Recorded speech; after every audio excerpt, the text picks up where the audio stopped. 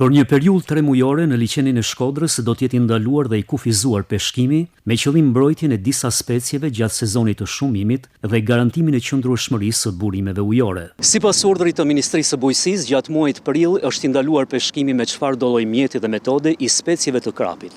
Po ashtu nga 1 prilli deri në fundin e muajit qershor nuk lejohet peshkimi i gjucës, ndërsa gjuetia ngjallës gjatë muajit prill është e lejueshme vetëm nëpërmjet grepit dhe nga subjekte të pajisura me leje të posaçme. Për zbatimin e këtij vendimi, Organizata Menaxhimit të Peshkimit në Shkodër, në bashkëpunim me institucione të tjera, kanë një plan masash për monitorim të vazhdueshëm në terren dhe ndoshkime sipas ligjit për rastet e shkeljeve. Urni kostalimit për gjuetin e peshkut është shumë i rëndësishëm për liçenin e Shkodrës, duke pasur gjatë kësaj kohe shëmohet speciet e familjes krapit. Urni ndalimit të peshkimit e ka parashikuar qartë detyrat dhe përgjegjësitë e çdo institucionit.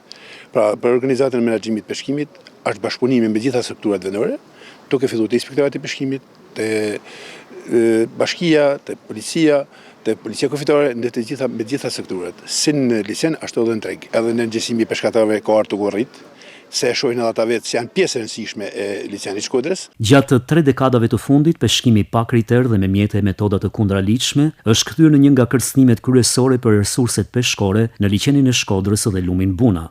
Autoritetet synojnë që përmes këtyre masave të frenojnë dëmtimin e mëtejshëm të ekosistemit dhe të garantojnë një menaxhim më të qëndrueshëm të pasurisë ujore.